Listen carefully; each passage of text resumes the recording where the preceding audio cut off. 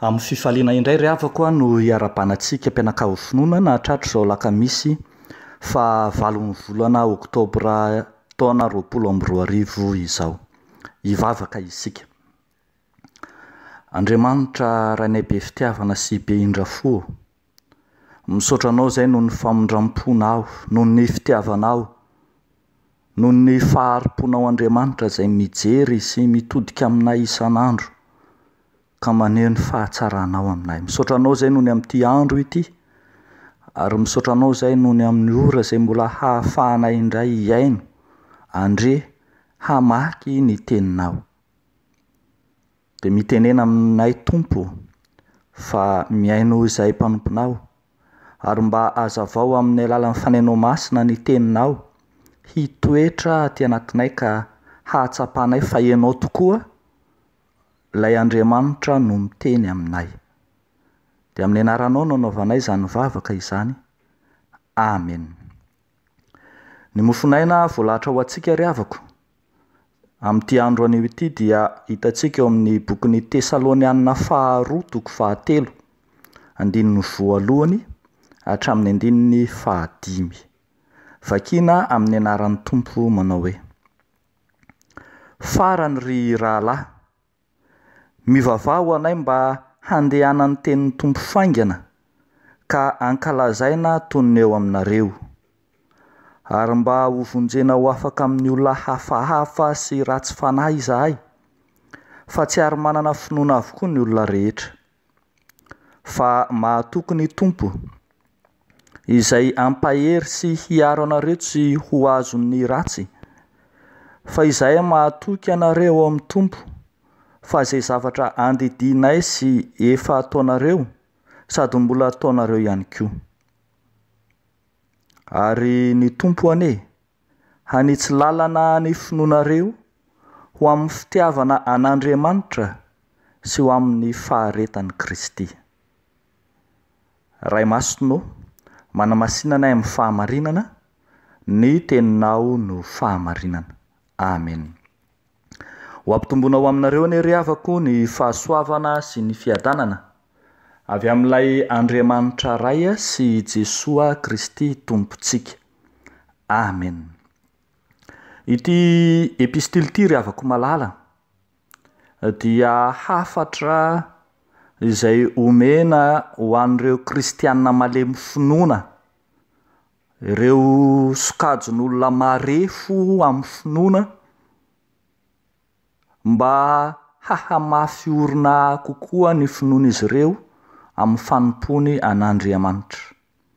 Eto ary dia ny apôstôly Paoly izay manoratra izao epistily izao dia manao antso hanampiana azy ireo hiroso amin'ny finoana, amin'ny lalina kokoa, mba handehanany amin'ny finoana marina kokoa.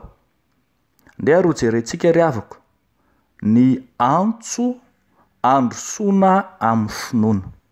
Ny antso androsoana amin'ny finoana voalohany indrindra dia antso ifampitondrana am-bavaka. Antso ifampitondrana am-bavaka. Rehefa mamaky ny andininy voalohany sy ny faharoa isika, dia hita eo kokoa aza fa antso fitondrana am-bavaka ny mpanompon'Andriamanitra no hitantsika eo. Antso angatahan'ny Paoly apôstôly amin'ireo kristianina tany Tesalonika mba hitondrana am-bavaka azy Paoly apôstôly. Andaniny dia mangataka vavaka izy ny amin'ny asa fitoriana filazantsara ataony, mba handroso sy roborobo tsara zany. Ambara mantsy ry havako fa maika ny fitorianan'ny filazantsara, ary isika rehetra dia mahalala fa tsy ho tonga mihitsy ny farany raha tsy voatory amin'ny olombelona rehetra ny filazantsara. Koa raha tiantsika ho tanteraka sy ho voavaly ny vavaka fanaontsika isan'andro hoe ho tonga ane ny fanjakanao, dia tokony ataontsika ihany koa ny mitondram-bavaka handrosonina sy hiroborobony ny fitoriana filazantsara, hampipaky zany filazantsara zany amin'ny olombelona rehetra, de ho tonga ny farany, de ho tanteraka ny vavaka hoe ho tonga ny fanjakanao. Fa etsy ankilan'izay koa rehefa mamaky ny 15 isika, de mbola misy antso ataon'ny apôstôly Paoly ihany mba hivavahana ho an'ny mpanompon'Andriamanitra eo anatrehan'ny ireo sokajon'olona hafahafa sy ratsy fanahy ho ny voalaza. Misy tokoa mantsy ry havako malala ireo jiosy izay nandany filazantsara, ireo jiosy izay nandrara ny filazantsara ho toriana, ireo jiosy izay nanakana ny olona tsy handray ny filazantsara ka mahatonga ny Paoly teny manao hoe mivavaha ho anay mba ho vonjena ho afaka amin'ny olona hafahafa izay. Ny teny hoe hafahafa eto dia entina ilazana ireo sokajon'olona tsy de mahazatra loatra, tohatra ny mbola mihajahaja aza ny fitenena hoe ireo sokajon'olona tsy vanona.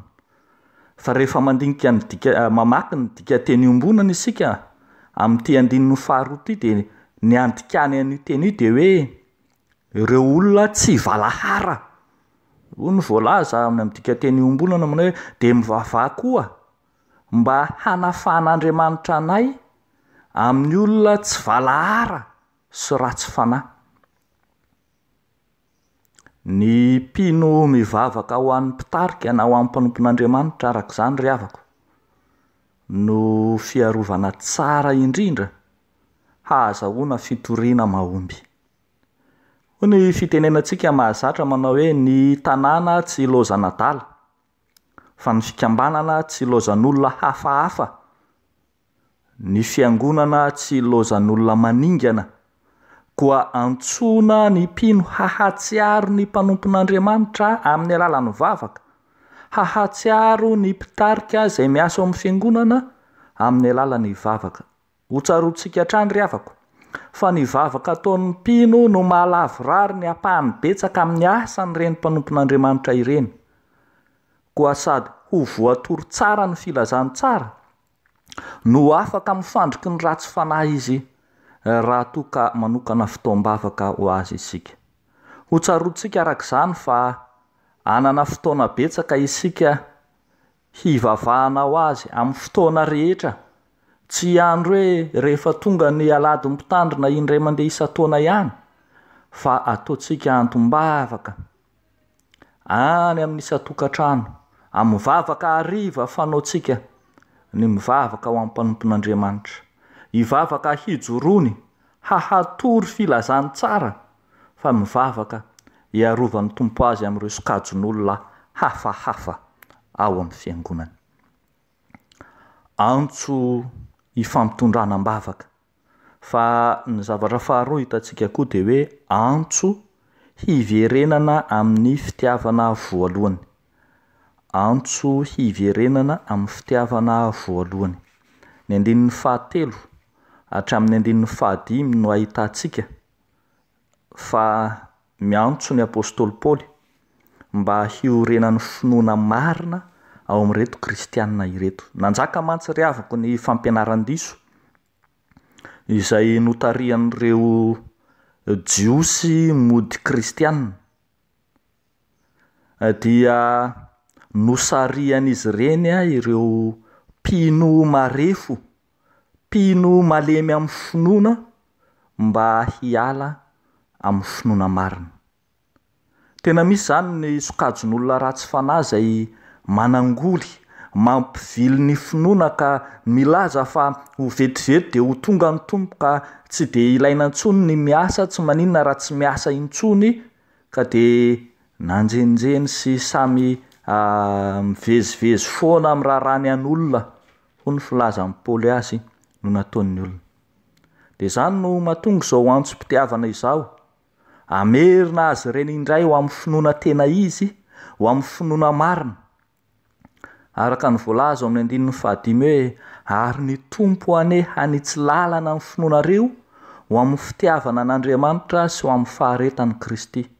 Hoy ihany ny dika teny iombonana milaza manao hoe ny tompo anitsy lalana amin'ny finoanareo hahatsapanareo hahatsiarovanareo ny fitiavan'Andriamanitra.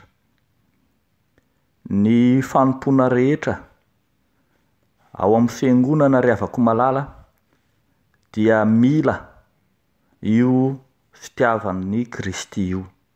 Zay rehetra fanompona miala amin'ny fitiavan'ny tompo io dia zava-poana avokoa. Aoka ho tsapantsika fa ao amin'ny rery ihany no iorenan'ny fanarahana sy ny fitiavana kristianina rehetra. Rehavako malala ao amin'ny tompo. Inona ary no baiko ny fanompontsika ankehitriny. Zany no fanontaniana tsy maintsy velomintsika ao anatintsika ao. Sao isika baiko ny fitiavankely, na ny fitiavana laza, na ny fitadiavana voninahitra, sao mitady te ahita tombontsoa manokana ka ho diso amin'ny fanompona.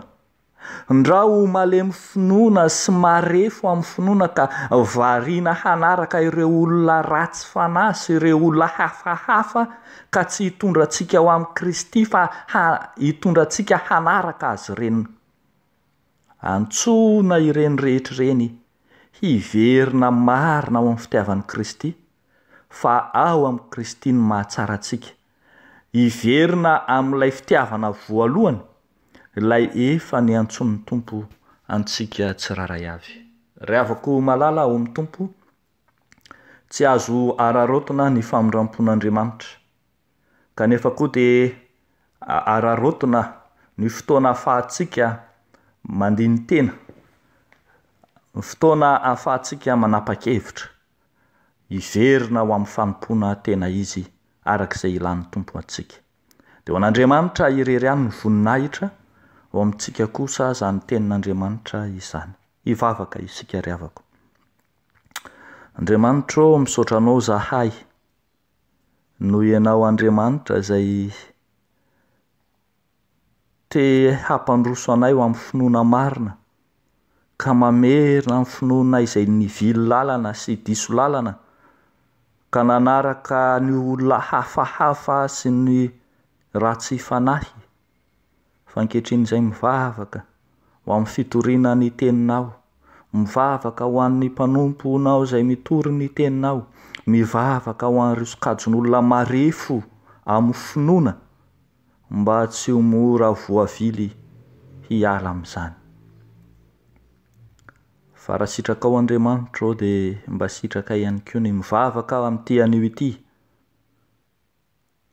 ho an'ireo noana sy mangetaeta amin'ny fahamarinanao, ho an'ireo sahirana amin'ny fivelomana, ireo izay ao anatiny tsy fahasalamana, ireo izay ao anatiny fahoriana, ireo izay manana olana samihafa, mba